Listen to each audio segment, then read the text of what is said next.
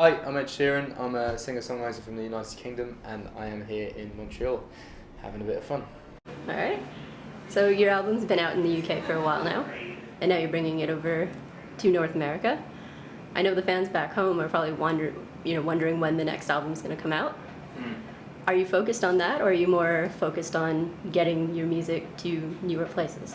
I mean, my focus is definitely on breaking this album plus worldwide at the moment, but that doesn't necessarily mean that I'm not writing songs every day. I mean, I've got a good bank of tunes for the next record, but for now, I need to focus on giving this album a chance everywhere rather than just one area.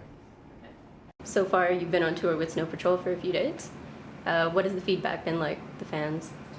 The Snow Patrol tour with fans has been incredible. Like I didn't ever expect to have such good reaction, I guess. And no, it's been great. I've been doing kind of meet and greet signings after every gig, and there's been about 300 people for them at every show. So for me, in a new country, having 300 people that bought a CD and want to say hi and stuff, it's been very very special.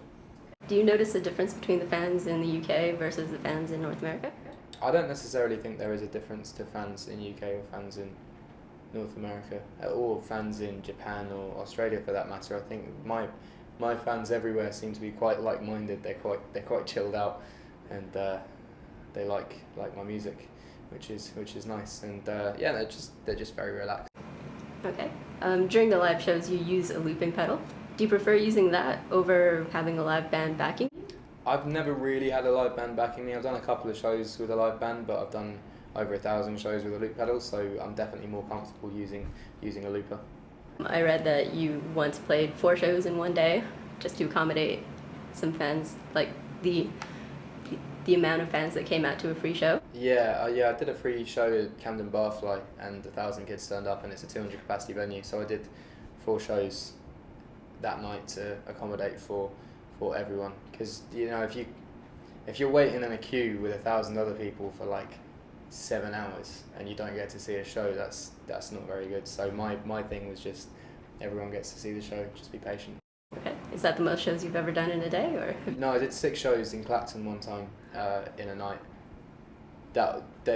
Some of them were very interesting though, like bingo halls and stuff. So yeah, it wasn't like sold out headline show in one. So I guess that's the most sold out headline shows I've done in one day. Apart from, I don't know, I did 7 at Glastonbury in a day, which was pretty hardcore.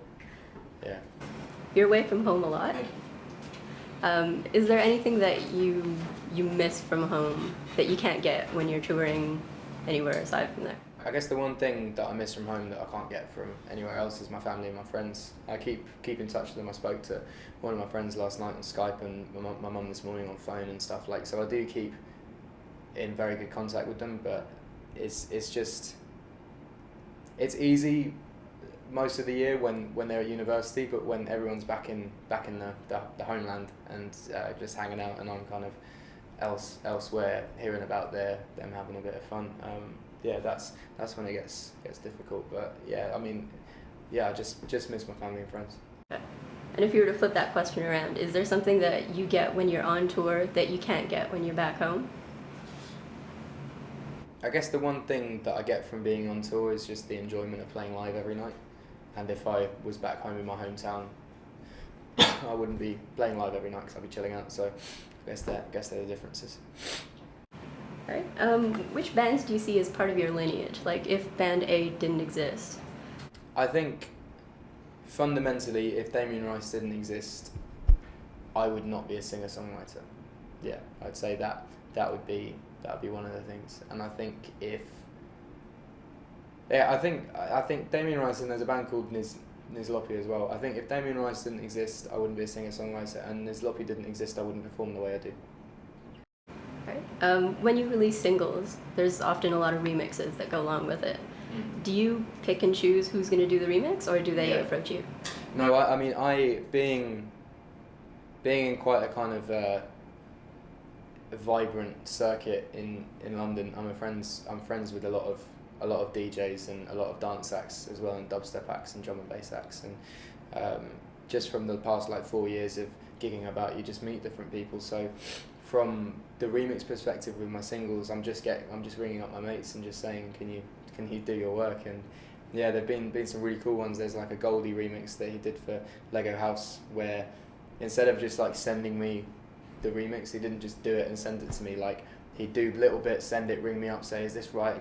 Did you like this? I'm thinking of doing this. And like, he really gets involved. There's another band called True Tiger that I've done a lot of work with as well. That yeah, I mean, it's just really, really cool getting your friends to remix tunes, because they really get involved with it, and it's like their child as well. Who would you love to work with if you got to choose anybody to like remix or even just to write with? If I could write with anyone, I'd write with Stevie Wonder. I think he's incredible. If I could remix anyone, I'd like to take probably like an old dance act like Chicane and do an acoustic version of one of their songs. I think, you know, acoustic artists usually get dance remixes, but I'd love to do an acoustic remix of a dance tune. I think that'd be interesting. Recently it was announced that you're going to be working with One Direction. You're going to be writing on their next album. Yeah. How did that come to be?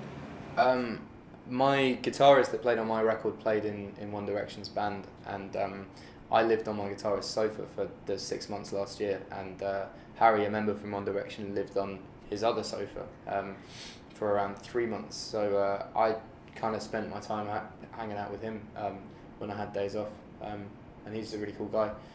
And they were putting their album together. They asked for some songs. I gave them a couple. They chose one, and now for the next record they asked me to do some more. So I have.